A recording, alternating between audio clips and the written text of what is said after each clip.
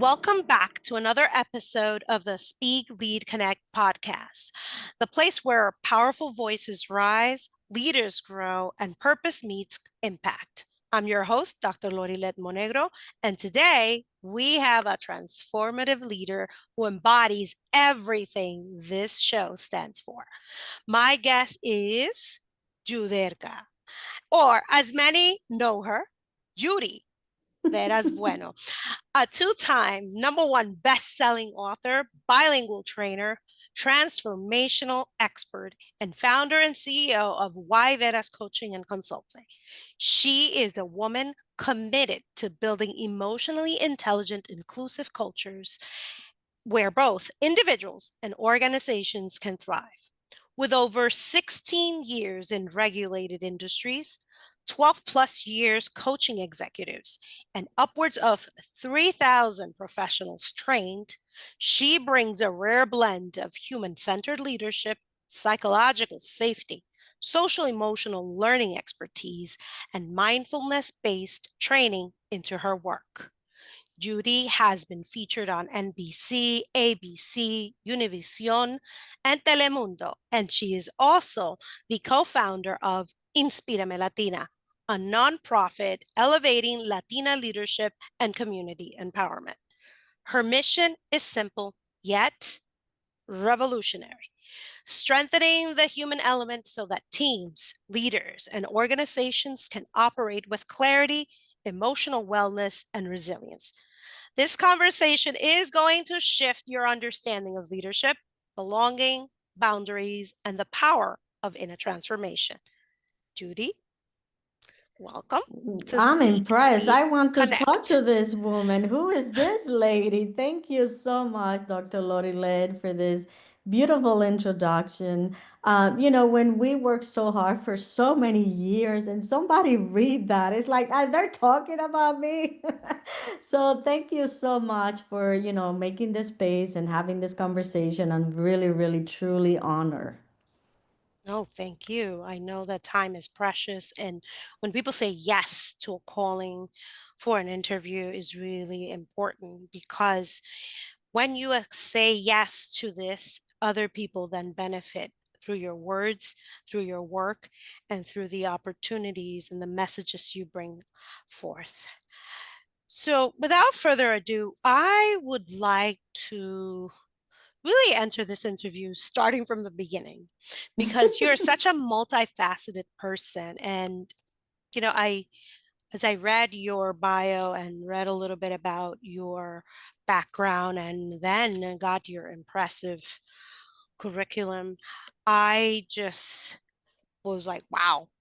Your mission, I know, centers around building emotionally safe and mindful organizations, predominantly when it comes to terms of working with organizations and individuals. Now, at what moment in your life, like or your career, right, were you awakened to this calling for you? Because this is a very specific kind of calling. This is not a calling that everybody, um, acts upon, and especially to the depth and intensity that you have.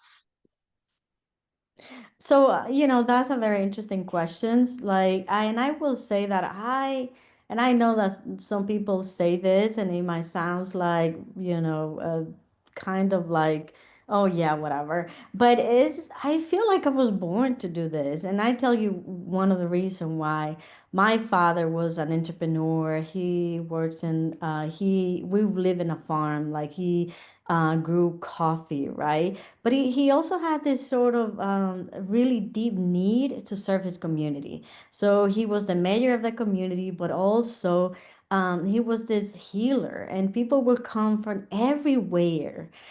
From the capital of the country, from everywhere. I remember even the president of that time came to our farm several times in this helicopter. They will just sort of like land, and it was, growing up and meeting all these like important people, and sort of like asking myself, why are they here, why they come to see my dad, like what is the big deal. And it's at the end of the day, it was an understanding that this man is was a servant of the community, and because of that, then so many doors open that maybe he didn't even intended to, but it was his this need to serve, to give, to improve, to help. And also my mother is the type of woman, like the way we grew up, like they will, they have like hundreds of employees, right? Working in the field, and they will cook these huge meals.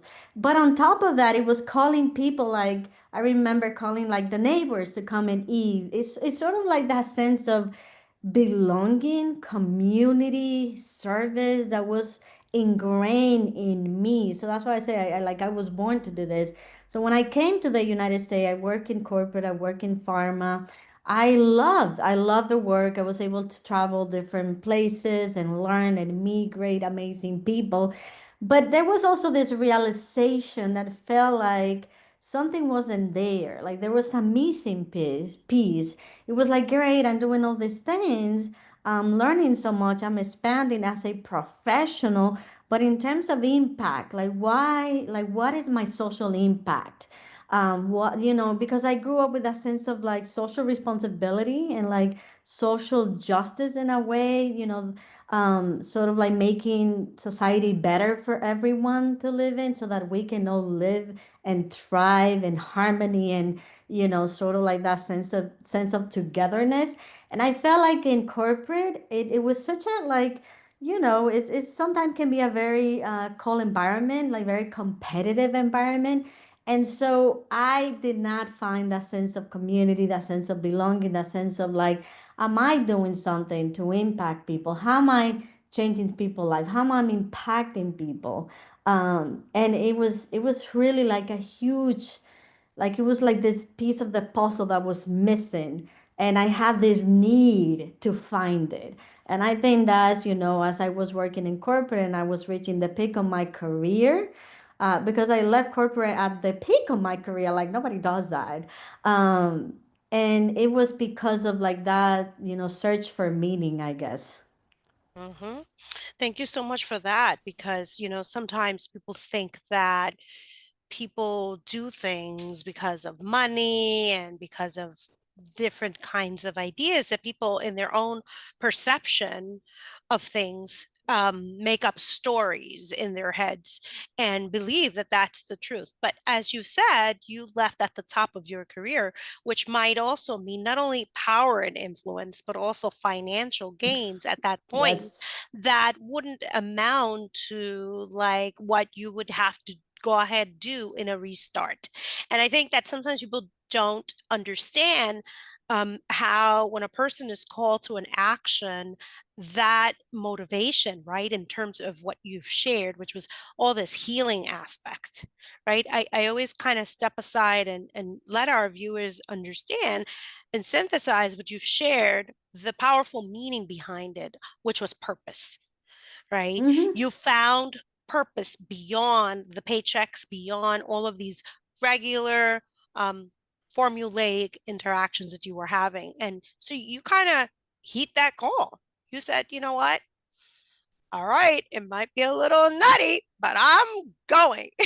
Well, one of the things is that I'm a risk taker. I take risks. And I also believe that if we have, like, I do believe that, in reincarnation per se, but I don't know if that's real or no. I don't know. So as far as I know, we only have one life, this life.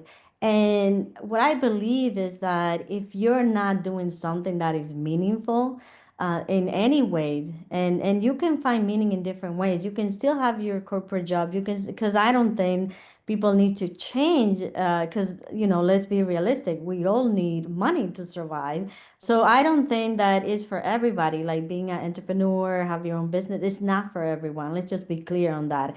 And there's nothing wrong with that. I think it's great. But you find meaning in different ways. You then volunteer for nonprofits, then you do different things that will bring that sense of satisfaction.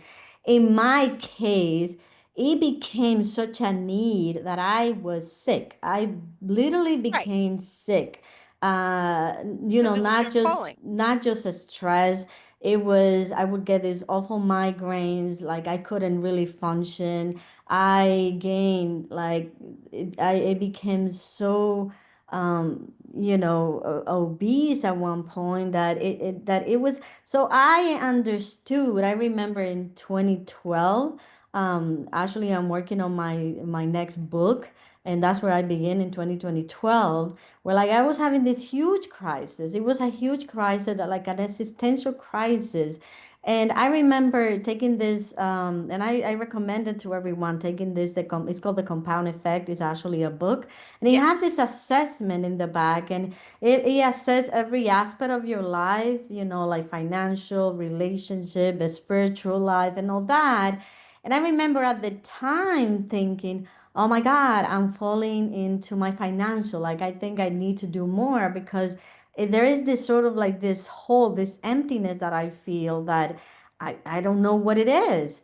Mhm. And so I remember taking that assessment. It was in December, actually, of 2012, and looking at it. And actually, the result, it was about my spiritual part that was neglected for all this year. Because spirituality for me, and let's make the clarification in terms of, not so much of religious practice, which, I grew up Catholic. I have the most respect for the tradition, and I feel like I'm a good person actually because I went to Catholic school, so I'm very appreciative. But it was more like I needed like a deep connection, right? So from like the beginning, from like 7 years old, I practiced mindfulness. I practiced meditation. I remember reading at 10 years old, like this really deep ancient books like the Vedas, the Upanishads, like this a scripture that like not everybody's reading then, right? Not because of anything, it's just very like people would think it's strange. Like why at 10 years old would want to read that kind of stuff. And so from the very beginning, I start meditating and just practicing this mindfulness and asking myself, why are we here? What is this planet that we inhabited? Like, why, things like the system works the way they work? Why the poverty? Why some people are in pain and some other people seems to be so okay and they're not so great? And so I have all these sort of existential questions at age 10. And I remember asking my mom some of this question, and she would just like, like you don't have to worry about any of that stuff. You're like, the only thing you need to do is to study. That's it. But I was a very curious person from the beginning. And one of the things that I developed, it was this sort of like key observation. Like I was able to just stay very quiet for a long time observing people dynamics. I remember like when I moved to this country and everything was so strange and I really didn't understand the culture, the language, or anything. I remember my mom would go to the mall and then she will go to the store and I will say, "Can I just sit here for a bit? Like, can I just need to sit, right?" And I would be sitting in there just watching people interact. Like this one is like scolding the child, and the child now is gonna cry. And I realized that I have this sort of like weird ability to just almost predict what this person is going to say and what this other person is going to, act like. And I don't know if that was because of that sort of like key observation that developed, or was like this intuitive, like this deep intuition. But it was almost this ability to predict, oh, this person is gonna do this, and this other person is gonna be mad, and she's gonna do this. And it was so interesting, and it was fascinated then to realize. I remember asking myself, is everybody seeing this? Like, is everybody able to like understand what's going on? Like this, and then that created this love for human behavior. Like I remember developing this love for psychology, human behavior, understanding. Is like the question became, why some people can be so successful and other people are not, even when they come from the same family. Like, what's the difference? For some people, for instance, when you go to trauma, like very deep trauma, and some people are able to overcome it and actually thrive, but other people going to drugs and other, things. Like my question was, what makes a difference? Is it personality? Is it values. What is it that drives somebody to this rather than this other option? Because at the end of the day, it's about choices, and that in a way almost consumed me, like this need. I had like a need to understand it, Mhm. and you know, it's been interesting ever since. Humans are the most fascinating creatures. Thank you for that.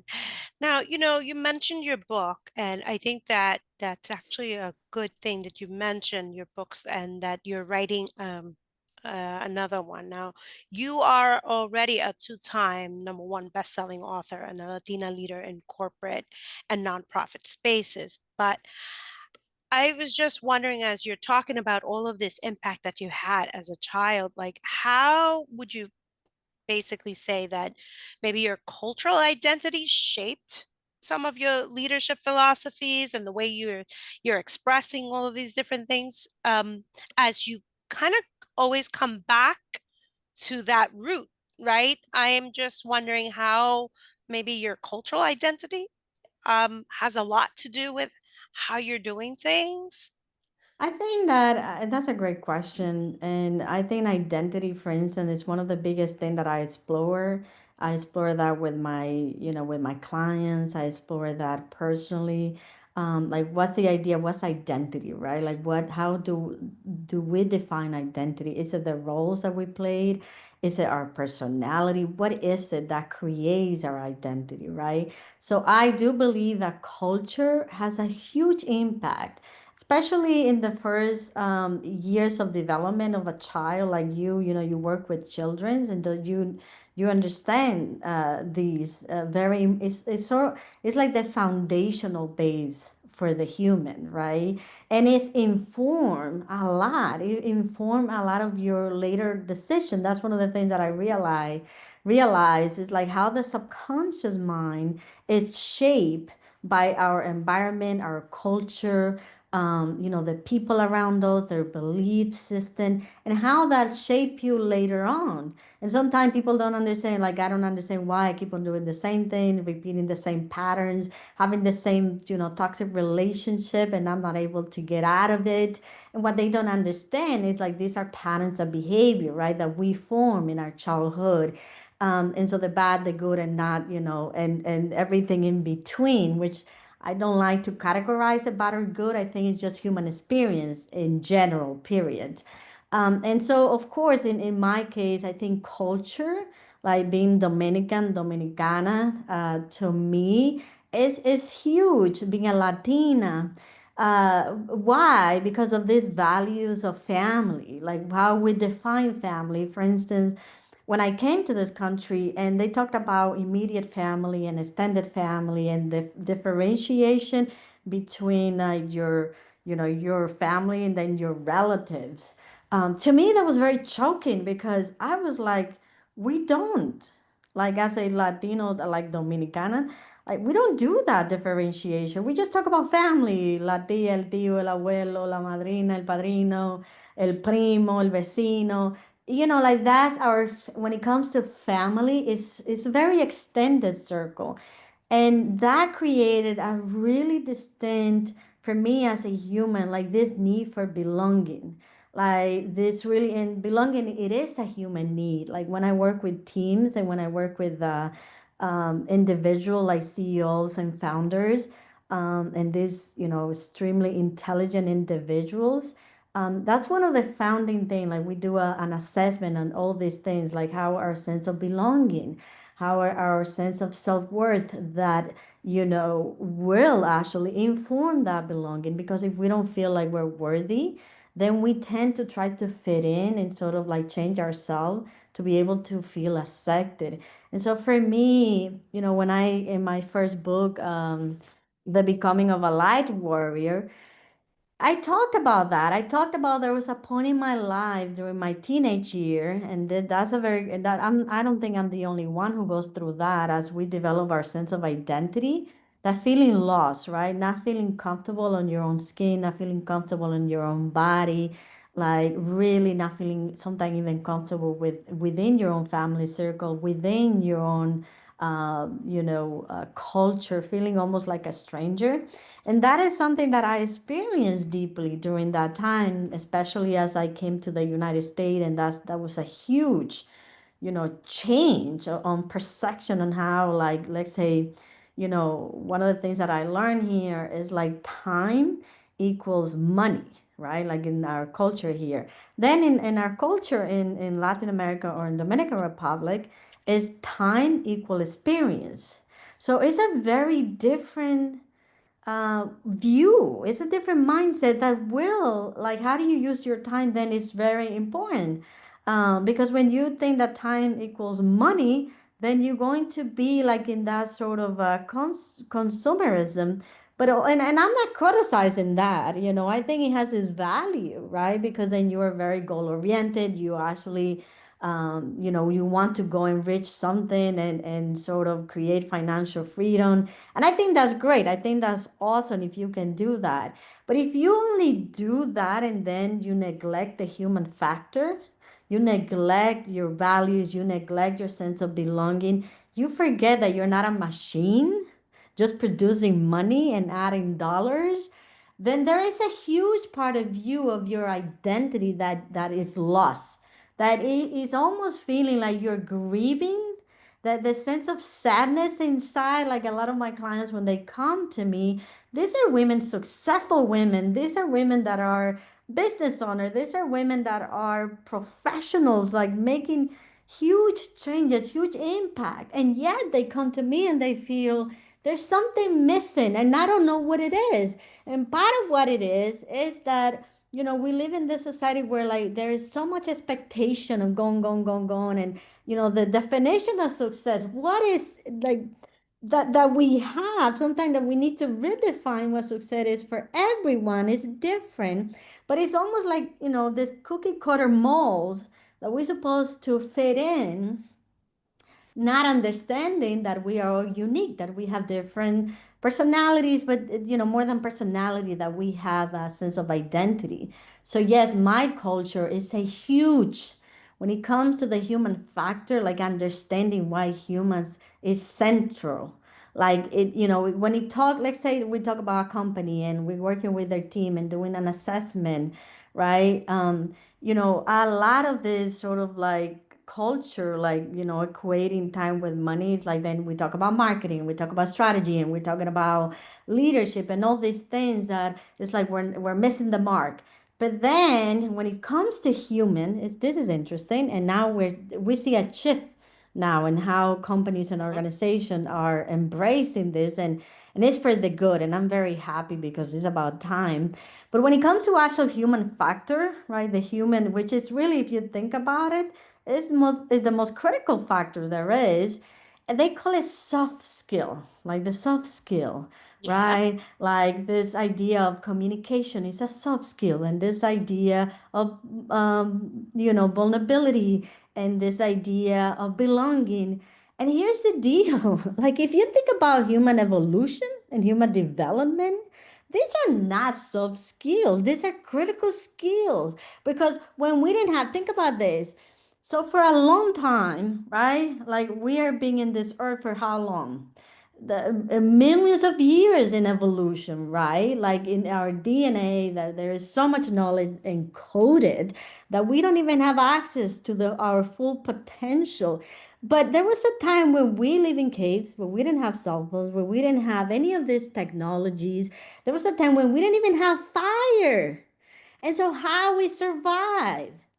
We didn't have any of the exterior thing. Like, what is it that made us survive?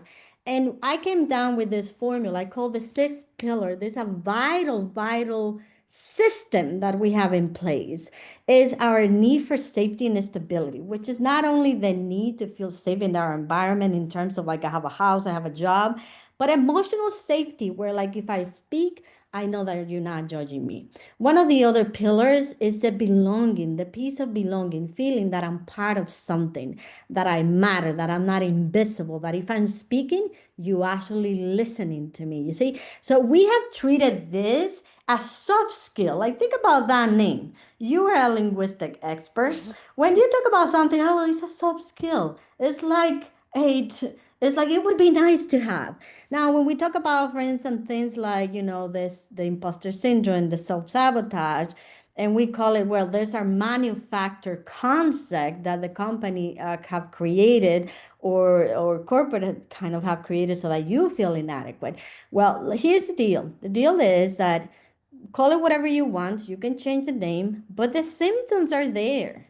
People do feel inadequate. People do feel out of place. People do feel afraid of speaking, of being judged and being rejected because these are wired in our system for survival, for the very survival of the species. So how come we don't realize that we have neglected the very thing that has made us, that brought us to this point in our civilization? And now I think we are first in this critical point where, like, in the past it was like the marketing, the sales, like that's the most important thing, right? And like we treated those things as soft skill, really, like those are nice to have but not critical, right? But now we're facing this deal with AI, the raising of technology, and the fear of being replaced as humans and all that. And that is critical because now it's not marketing the deal. Now it's like let's systematize everything, let's automate everything, right? And people have a legit concern to feel like they're gonna be replaced. But what companies don't get, or if I hope that they're getting, and they're being as a shift. Like I have talked to organizations that they're taking like this thing into consideration because there's two factors that are changing this, and this is the AI situation here. Mhm. But the other thing, if you look at the statistic of, like, yeah, supposedly we're the most connected now at any other civilization, right? But yeah, people are isolated. Yeah, people like the when it comes to like suicide and like feeling the depression and the anxiety and all that, it's increasing. It's increasing in like in a staggering way. Like we see like the mass shooting, all these things. These are systemic issues. Why? Because we have neglected the human factor, which is the most important factor there is. So yes, AI, I embrace it. I think it's great. I love it. I use ChatGPT. I think it's great. For instance, if you're doing a research, before you would have to pay thousands of dollars to get a report, and now you have access to that information. But if we think that thing is only work because we human had programmed that to work, we put everything that we have learned so far into it. It's a repository, but it's not a critical thinker. It is not a critical thinker. And so I think that it's really important to go back to our basis of being human. And for those people out there who think they're gonna be replaced, here's the deal. Like there's gonna be very basic human skills that we need to be retraining people on. That's the first thing.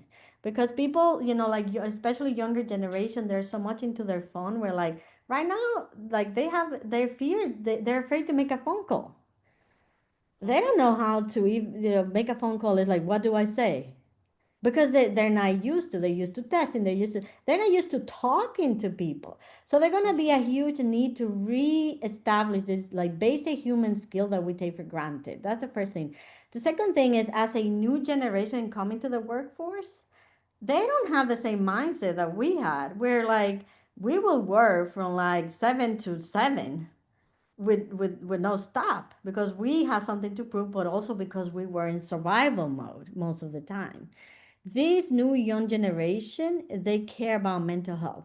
They care about, yes, we need to make the money, but we also need to be able to enjoy it. They have different priorities in mind. And so if organizations don't adapt to those things, uh, they're gonna have a huge problem in their hands. Because Yeah. these young people, they're not staying. They're not doing what we did. I mean, it's interesting because I was going to ask you to kind of go into what this human capital risk mitigation by stabilizing the human element is so that people who would be watching or listening could then understand. But I think that you did that pretty well by covering that, and that you basically kind of explain, hey, listen, we must address these human needs so that we can actually engage in the leadership that is realistic for the human being, which is to mitigate your risk by stabilizing the human element. And I think that you kind of touch base on all of those aspects, and hopefully companies or owners of companies rather would be more willing to realize, wait a minute, we have to reconciliate what's going on with the human condition and remember that we are human. And even when we're thinking about selling or doing whatever it is, we're doing that to human beings or with human Yeah, beings human or beings are the one that for buy it. They or have, or they're the one that has, the or AI is not gonna give you the right, money, it's the human. or for the human being to actually improve, fast track, or do whatever it is that they want to do with their lives. And I think that if a person who watches this is critical in terms of thinking about the value of understanding that the human element, the capacity of what makes us different, and at the same time have this collaborative and powerful interconnectedness is our humanity. And we need to bring it back to that aspect so that we can then really lead our world in a better way.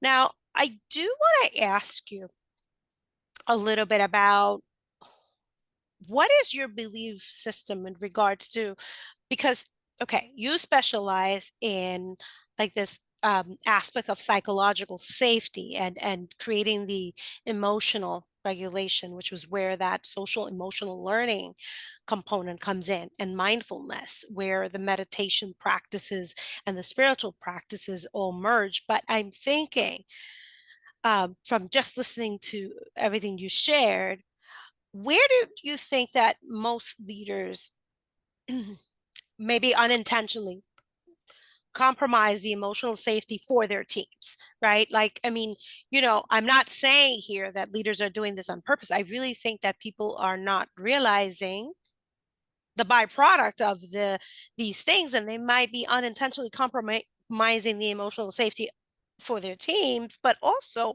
how could they course correct? Like, like, So I think part of the challenge is because of the way we've been in a way raised, in a place where, like, for instance, like I work in corporate for almost 20 years, right, here and then also in the Dominican Republic, and it was considered unprofessional, let's say, to show some sort of emotion. Like, let's say that something happened during a meeting, and for some reason you felt like you wanted to cry. That was deemed unprofessional. Like somebody who cannot control their feelings, somebody who's, like is not able to self-regulate. And that was sort of like viewed in a really like awful way. Like, like people would have this fear to show any kind of emotion. It was like this definition of professional. It was like sort of like very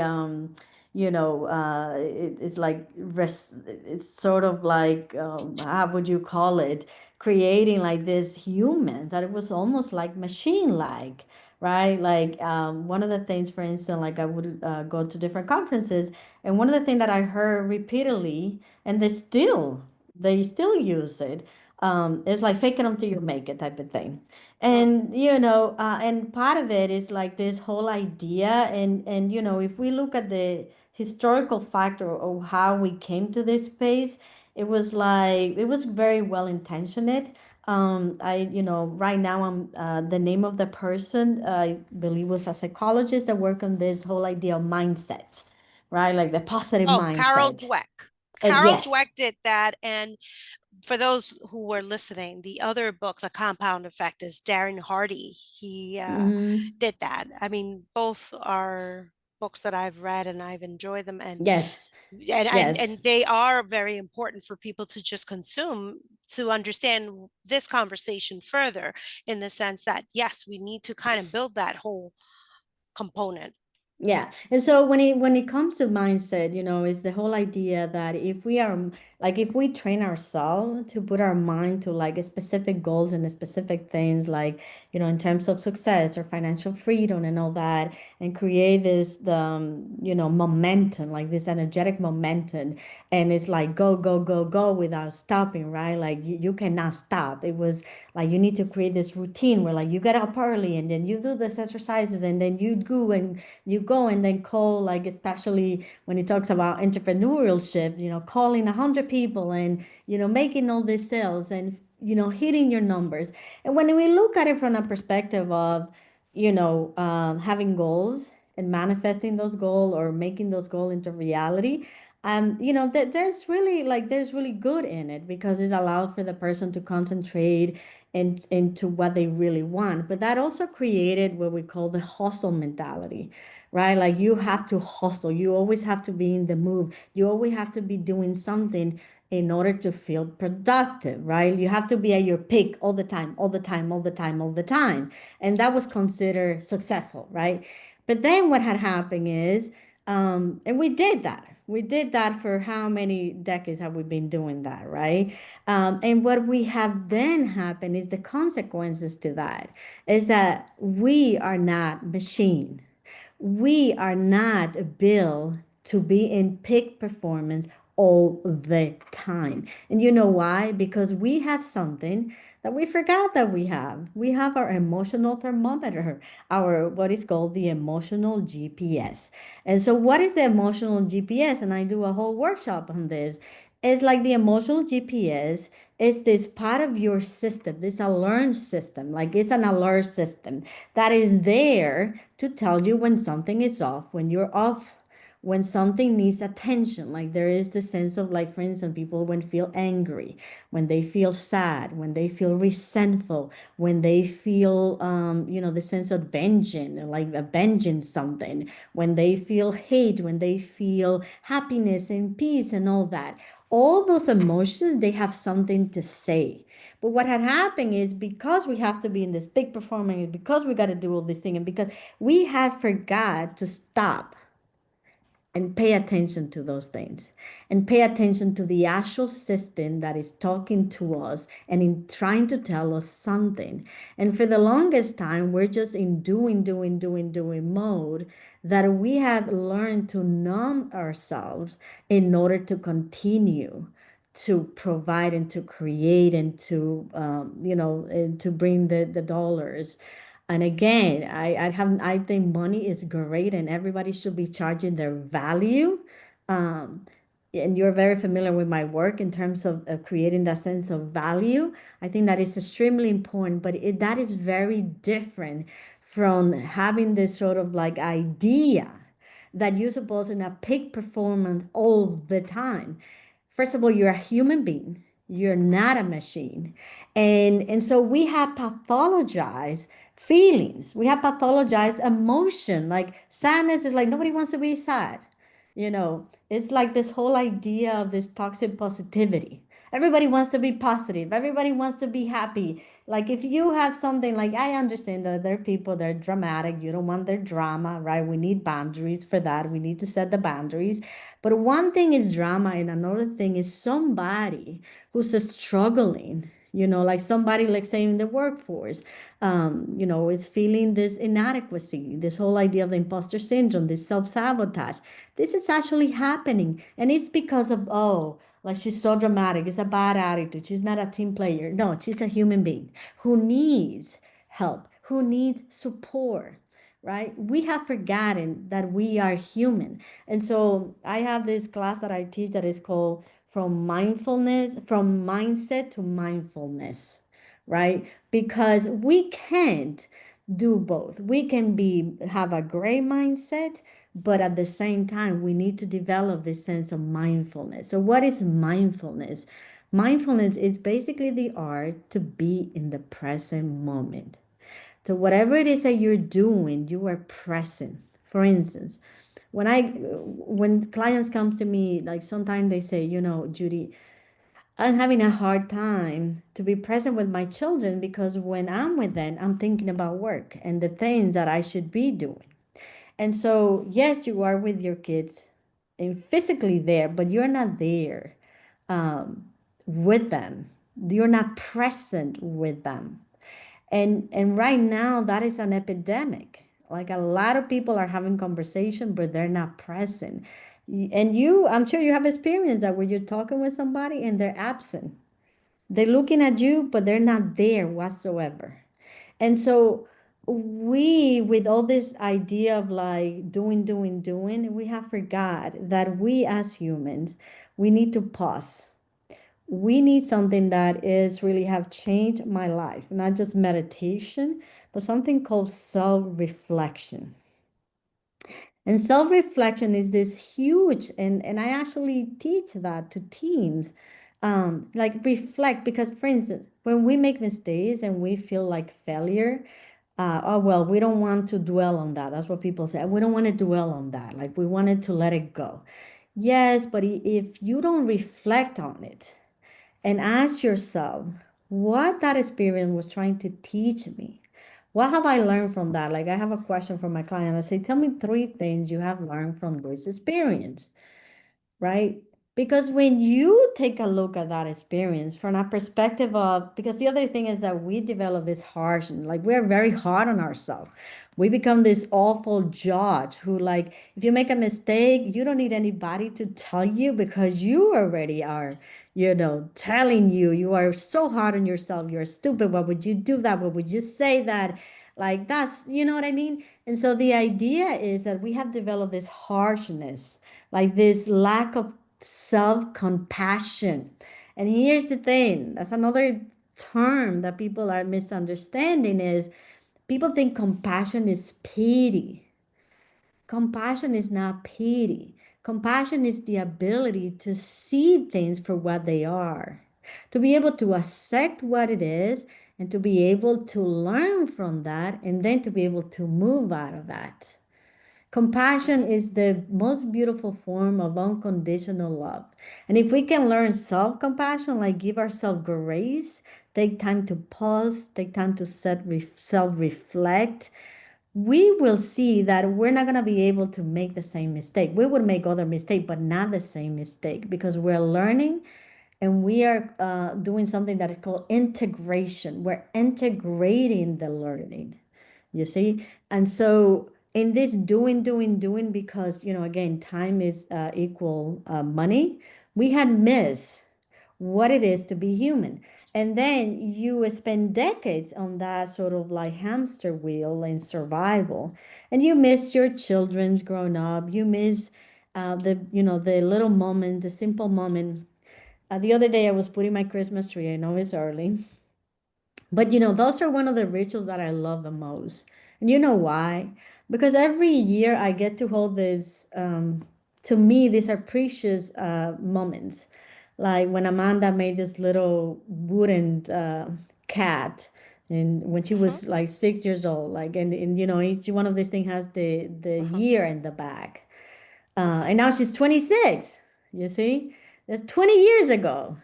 And then when Chris created his little reindeer and he was only, 4 years old, and now he's 19.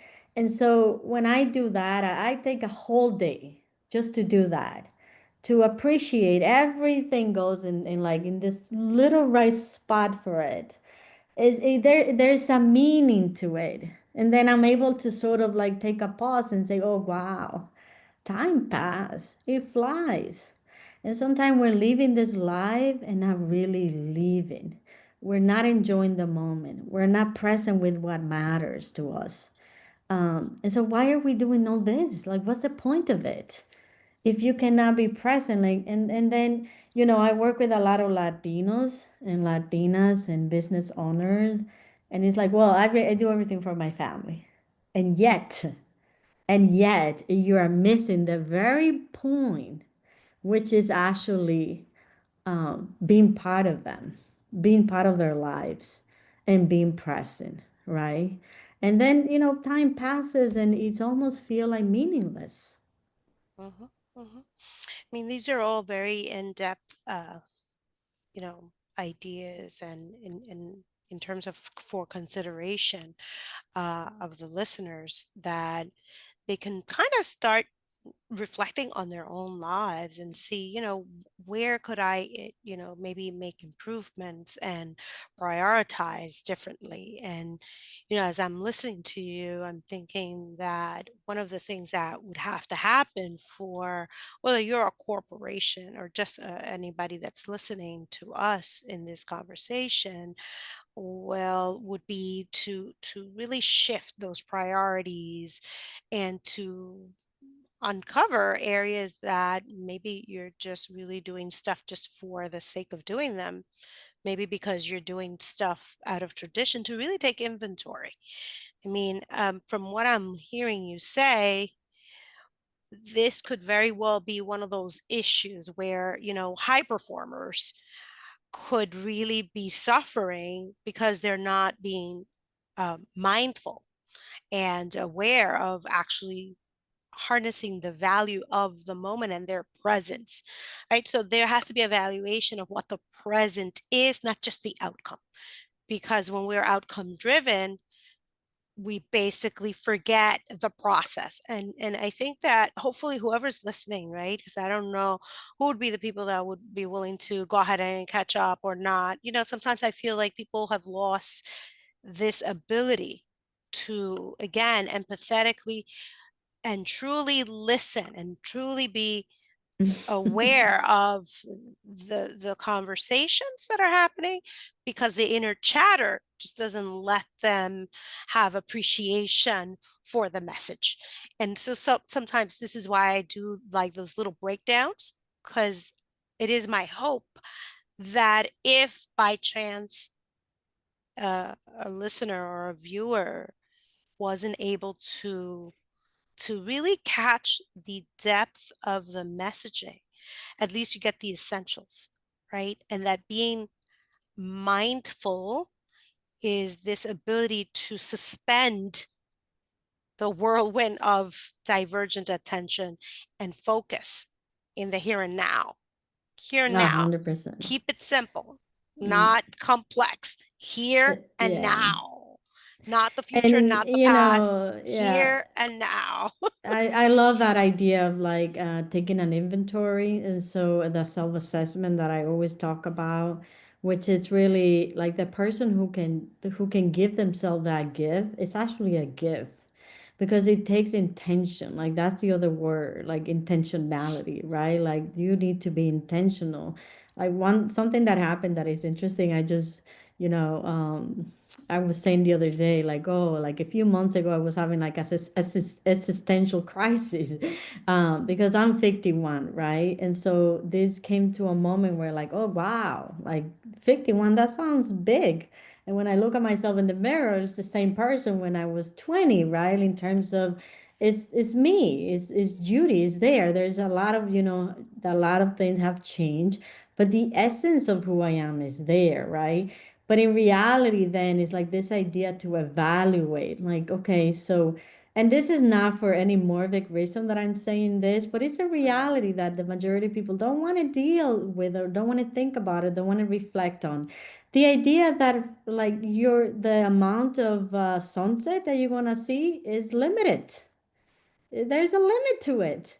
And so when you look at it from that perspective, my question was, okay, so what am I gonna do from now on? In terms of like what kind of people I want to interact with, what kind of people I want to be and surrounded by, what kind of experiences I want to have, right? I took a certification with Yale University and they about happiness, like in well-being. And they did this amazing experiment where like they survey people. They actually gave people, they did this experiment. They will give you, let's say, $1 for you to go and buy an ice cream, or $5, whatever it was, and for you to have it alone, and then come back and just tell it how the experience was, and or they're gonna give you $10 for you to find a stranger and invite them to the ice cream and then report back the experience in terms of level of satisfaction because they wanted to find out what make people happy. Because one thing was clear, after you made, let's say, $75,000, where like your basic needs are covered. Even if you do millions, your level of happiness doesn't change based on the money. That is Hmm. already like established, Hmm. right? People might not know that, but it's established. Um, and so they ask, so what makes somebody happy? And they did this with hundreds of students and people from different, backgrounds. And what they found is that a chair experience, meaning having a chair experience, is what makes people happy. So then that takes me right back into my roots, and the question you asked me at the beginning is like a full circle, the culture, where like for us, time is equal to experience. Hmm. You see that? So we're not off. Like we're not off from there. Well, There is an intuition there. this is why they say we're very happy-go-lucky and we're not so busy catching to time. We could spend all day what we call a pasadilla, meaning spend the entire day. Un And pasadía. un pasadilla, you come and you eat and you cook and you talk and you laugh and most of the people that I know that are not from our culture would not know what that is. That Or like, what is what a you're gonna go ahead and pasadilla? Why spend would you all come to day and just somebody's have fun house? all day and just like all day. Yeah, we do that and we Yeah, get it was invited to that do was a that. very Like normal this thing is to do, a normal. pasadilla. This is very normal. This is not abnormal. And you would just mingle and grow in your relationship with that person and just it's really just enjoy each other for the sheer pleasure of talking, having fun, spending the day, doing fun things, catching up with things, but the entire day, not And like I'll just catch up with you talking, over lunch. yeah, No. and not just talking about like, like when we meet with people, for instance, like when as I'm a business owner, like it's always like, okay, we have an hour, we're gonna talk about this Yeah, specific things. And right, sometimes even when you want to just say hi, how are you? It's like the other person cut you off because it's like, okay, we cannot waste time in that. right. And they don't do it consciously. I think that they actually ingrain in the behavior at this point. But it's like I Yes. notice those things, because to me those things are important. Right. You know. It has to do with the valuation of the culture in regard and respect to time. So, definitely part of that whole cultural awareness and sensitivity, and usually when we do any kind of training, this is one of those things that come up, right, in terms of how we view time, around the world differs. Now, I'm thinking a little bit about some of the things that you do in terms of teaching boundaries and teaching, like, we've covered about identity, right? There's this one concept that you talk about in terms of your offerings on executive presence. And I know that specifically you have on your trainings is executive emotional mastery and leadership boundary training. I know that people may be wondering a little bit about one, what are these? And two, why do they matter? Like, what's the difference between, like having, I guess, skillful boundaries? Like, like how is a boundary like established or skillful and the emotional component of mastery versus maybe not mastery, maybe like a shutdown, like, Hmm. like, the opposite of mastery. I'm going to say shutdown because it wouldn't be Yeah. mastery. And Uh, not being able to set this boundary and to keep these boundaries. So that boundaries is an interesting concept because that word I actually learned here. I didn't learn that in the DR. And so that's an interesting thing. This is like one of the fascinating thing about learning about different cultures and living and submerging yourself in different cultures because you can take them the best ingredient out of each one, right? And I think that in this country, like people who are born in this country in terms of other cultures, other groups, they do practice this whole concept of boundaries. And so, what are boundaries, right? Like one of my favorite researchers on boundaries is Brené Brown. She has amazing books that really, it really, I always say that Brené Brown gave me a vocabulary to talk about what I do, where before it was almost really very challenging to explain why, for instance, this whole idea of like, let's say, behaviors and patterns of behavior are so important to, let's say, performance, right? And so she gave me this whole dictionary on this emotional intelligence, because she takes emotional intelligence to a whole new level. So what are boundaries? So boundaries, if you ask people, the majority of people will say they're limits, right? The boundaries are limits. But I think that is a very narrow definition of boundaries, because limits, like what kind of limits? Who said those limits? What are those limits for? Like, for instance, we have what is called, I created my own categories. Like, I call it internal boundaries and external boundaries. So we have like rules, right? Limits, Mhm. rules in society. Like when you walk into a library, you're supposed to be low voice, right? That's one of the boundaries. Why? Because people there, they're studying, they're reading, and you don't want to interrupt. So those are sort of like the collective rules or limits that we have created. Other that are very, very specific are like, let's say, the Ten Commandments, that I believe they transcend religion. Because in every religion or system, you find this kind of type of limits, like no Mhm. stealing, right? Right. Those are like kind of like those specific rule. If you do, then there's consequences to that. No killing. Again, if you do it, there's consequences to that. So we do have these external limits or boundaries in place that we all practice. And somehow, as a society, we agree on this, right? Like verbally and non-verbally, we understand. I mean, there's some people that sort of like define those boundaries, that it is, but there's consequences to all these things. Mhm. And so, but then inner boundaries. So what do I refer to this inner boundary thing? How do we measure that? Who determine that? So inner boundaries are more subjective. Why subjective?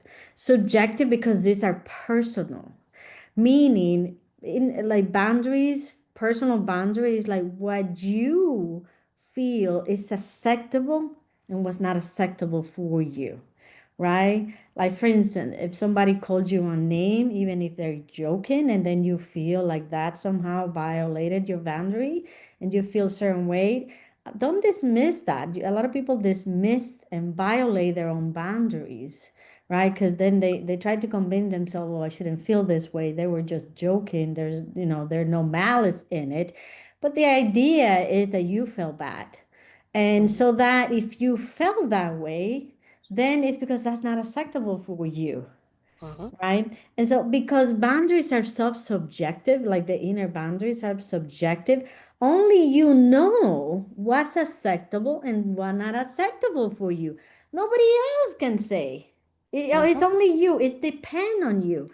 But then actually what happened is, especially in a culture like, let's say, the Latino culture, where it's like collective, it's more like a community based rather than individual based, is that then the individual now is it's almost like their boundaries, their limits are not as important as the community. You see? And now the individual in themselves, they sometimes in many, many cases don't feel that they should feel a certain way. Like, for instance, there is this sort of idea of self-sacrifice, like especially for women in the Latino community, right? Like the mother, they're supposed to be making sure their kids are okay. They're supposed to be working. They're supposed to be making a living. They're supposed to take care of the house. They're supposed to take care of their mom, their parents, everything. There is this all this expectation that is put on that individual, and their expectation, the outer boundaries, right, the external boundaries, that you should be able to do that to, in a way, kind of prove that you're a good person, that you're a good mother, that you're a good woman, right? But then that doesn't take into account that the person in itself it's a human. I'm a human. And guess what? I do get tired.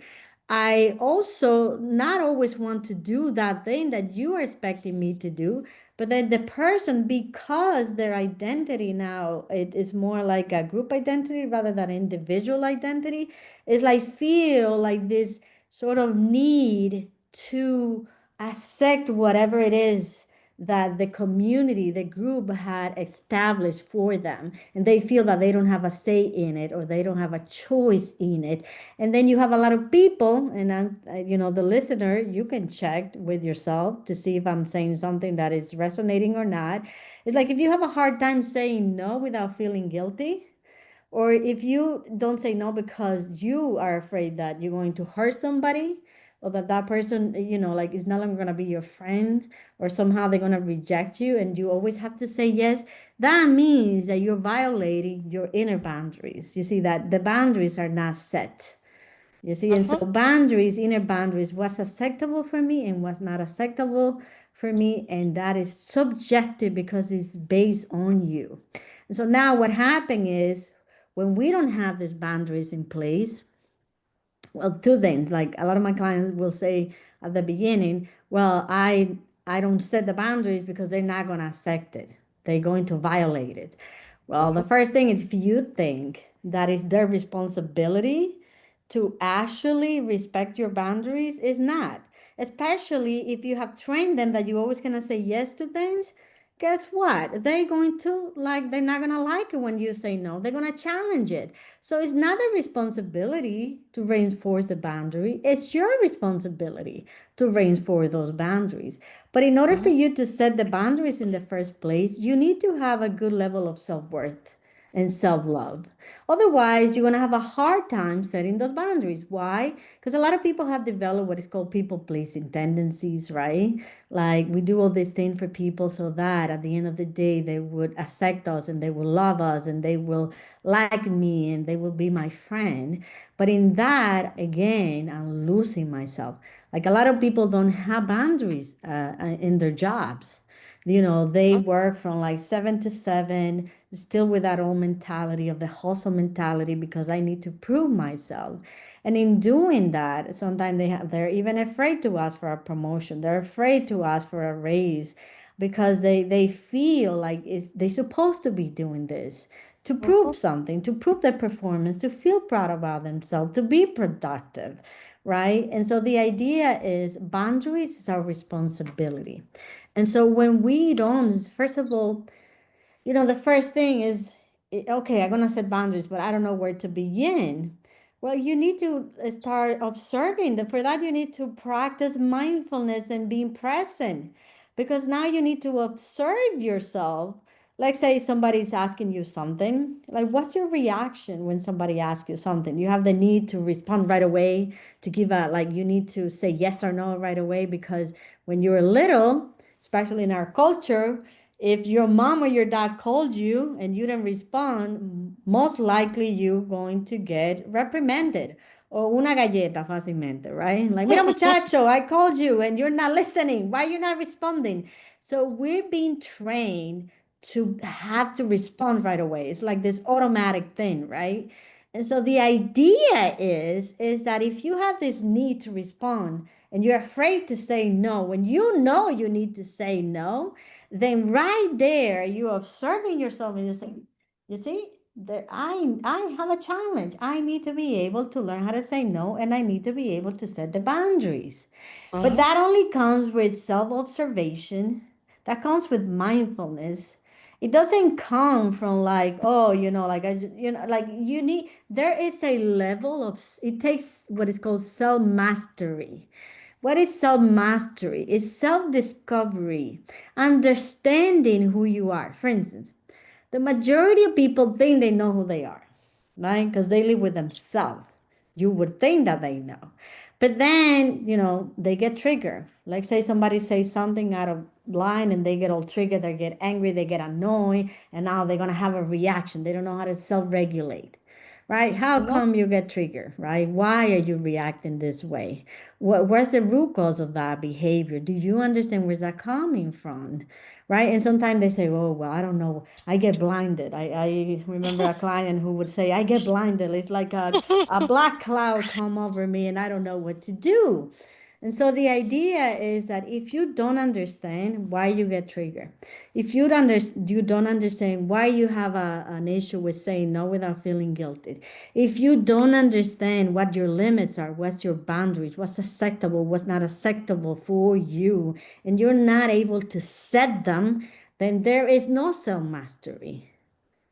And so I think one of the greatest achievement, like if you ask a human, what's your greatest achievement? Is like, oh, this amazing job, this amazing house, the graduation of my daughter, like, and those are great achievements, don't get me wrong. But what's the most amazing achievement would be self-discovery, self-mastery. It's like what is called enlightenment, right? Like all the philosophers from Pluto to Gandhi have talked about that. All the sages that walk this earth, from Buddha to Jesus. That's basically what they're talking about. They're talking about self mastery, understanding who you are, looking inside. Even Christ said, look inside. The kingdom is inside. It's not out. It's not in the seed. It's not in the sky. It's inside. There, he's pointing at a very obvious thing to do. It's get inside yourself and learn who you are. And once you understand who you are, then you understand what you're capable of. Because, we have all these traumas. It's called trauma-based behavior, right? Like this triggers, all these things that we just dismiss. Like, oh, eso se me pasa. Like it's nothing. Mhm. And we don't pay attention. We don't think it's important. And that's when you have issue like with investing in yourself. Like you invest in your kids, you invest in your house, you invest in your career, but then you don't invest in yourself. And that's one of the greatest challenges that I find especially in our Latino community.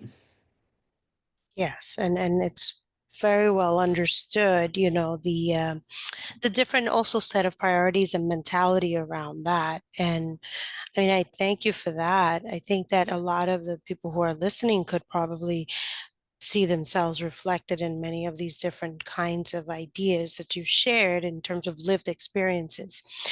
Now, we're getting ready to wrap up, and I wanted to ask you just maybe one or two more things as I was thinking about everything you've shared and the work that you do.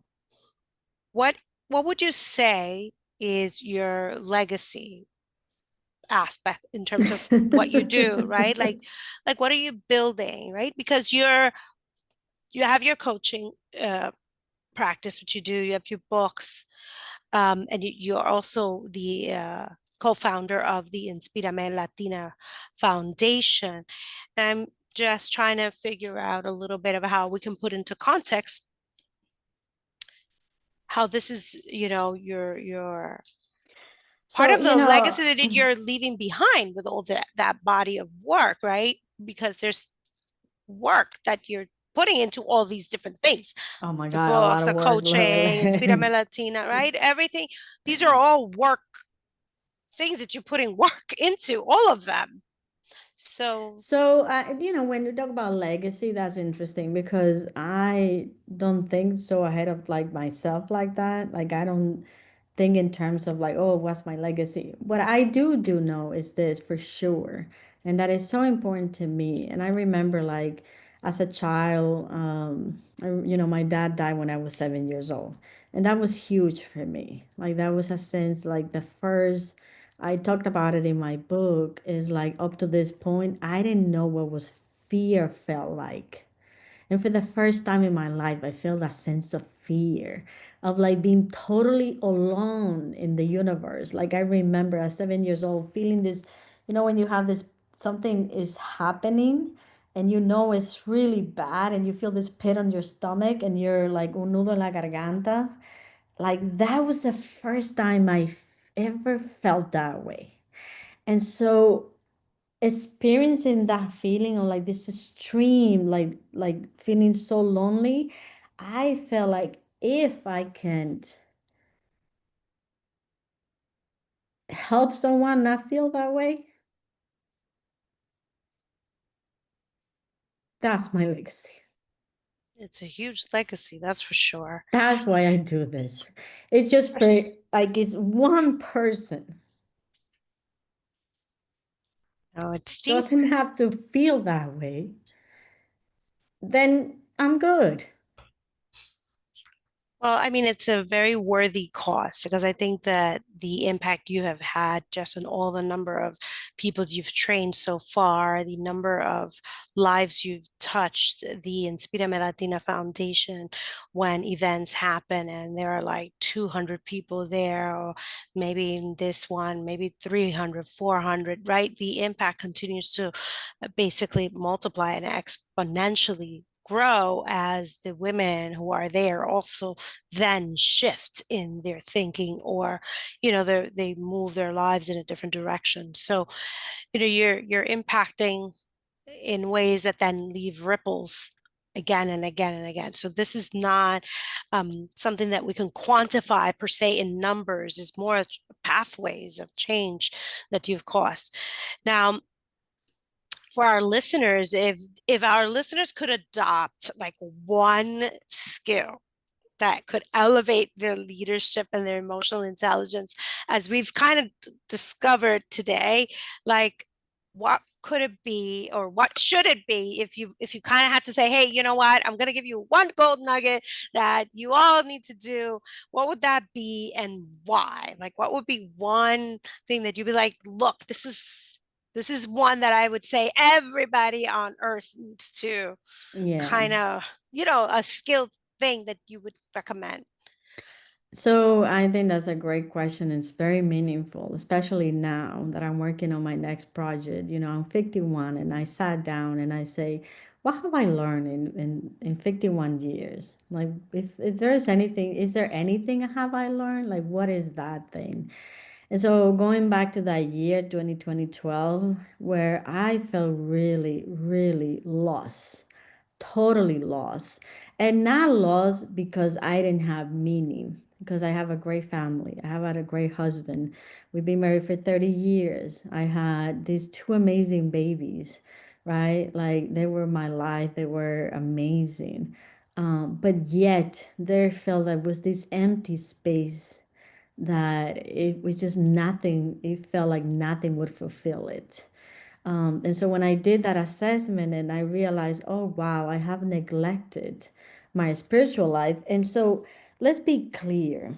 When we talk about spiritual life, people think it's like, oh, sitting and meditating and, praying. And that's part of it. But it's more like a spirituality to me is a science.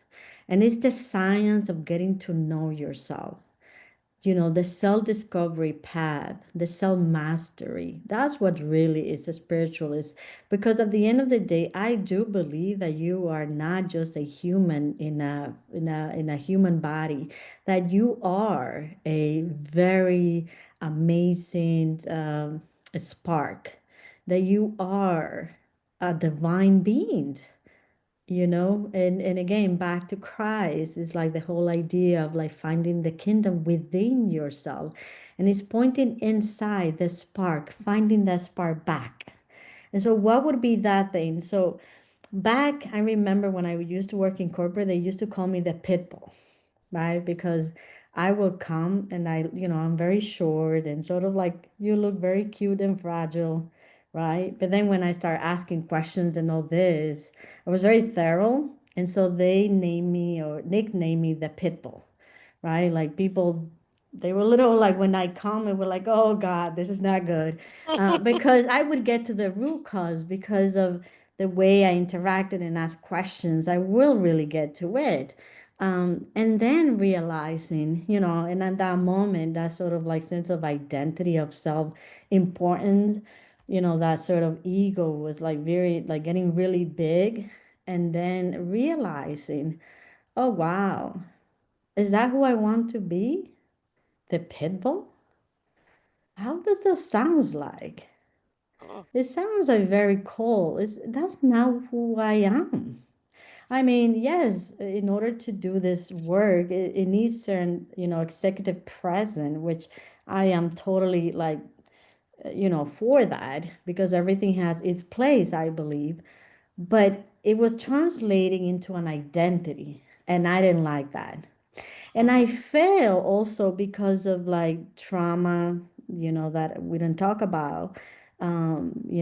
Trauma, like deep trauma, like abandonment, like my father dying at 7 and not living with my mom for a long time. It created this sense of abandonment and this sense of like feeling that I was not worthy, that was rejected, right? And so all that, and then this whole idea of like, in our culture now, there is a shift in accepting, therapy and mental health support and all that. But before it was not a thing. And feeling like deeply inadequate, like very hard on myself, like very, very judgmental of myself. And then 2012, doing that assessment and understanding, oh my God, who am I becoming? Is this the person? Do I like this person? And the truth is I didn't like her. She was, very proud, like not in a best way, feeling very like above people, very condescending. Um, that wasn't me at all. And so I started what is called my compassion project, right? Like how, because at one point I had us, my father taught me that compassion. My mother taught me. So where, my question was, where in this trajectory have I lost that? And what happened that there's certain things like attainment and success and careers, when that became more important than me being a human being. And that to me was scary. That was the most scary thing. And realizing that, oh my God, I need to relearn how to be compassionate because I was not. I was very cold. I was, down to business. There was no vulnerability. There was no time for any of that stuff. And so I lost that. In losing that, I lost the part of me that is bubbly and fun and loud. I lost me in that process. So I thought that was really extremely scary. So my book, the new book, is I call it the Compassion Project, coming back home or finding your way back home. And the first book is on belonging, because I want to create a six series of six books, small books, right?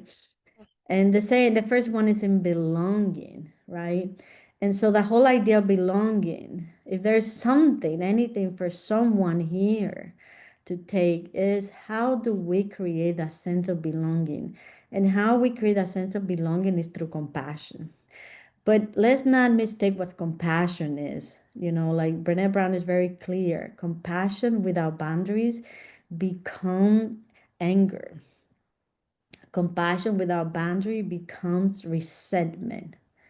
And so it's not compassion, is not, it's a difference between being compassionate um, and allowing people to walk all over you. There's difference between that. It's compassion is the sense of being able to see someone for who they are and accompany them in that process without judgment, being present for that person. And that needs to come from you first. To give yourself grace, that when you make a mistake, that you can ask yourself, okay, what have I learned? Instead of, you are stupid, why would you do that? Why would you, haven't you learned anything? Which is what we do. This narrative that we have in our head, that is constantly the chatter, that don't allow the person to feel at peace, is because there's no sense of compassion, there's no sense of grace. So if there's one thing that you can do for yourself, is to give yourself grace in the little things. Find a space. Um, and one of the things that I have learned that is the most powerful is through inner child work. Like if you can see yourself in the mirror and you can remember your child, like, and this is a practical exercise for anybody to do. You look in the mirror and look at you, but then see that child that was running, and that child had uh, ideas and dreams, and it was free and it was curious. You see, when we can find that child, then you can start cultivating compassion for yourself. Because if you see yourself as an adult, you will never be able to find that compassion. Like, there is a reason why we melt when we see a baby, right? Like, it creates a sense of like, oh my God, a new life is like this wonder thing, right? Like, we just have a niece. She's like right now, like what, 16 days old, and it's like this amazing like bundle of joy, and it just melts your heart. Like, you can be the most rigid person, if you see a baby, like something needs to happen to you, right? And so I would say to people, find your way back home through self-compassion. But to do understand what compassion is, it needs boundaries in order to really be compassion. It's not giving and giving, and getting exhausted. It's the ability to be present with yourself and give yourself grace.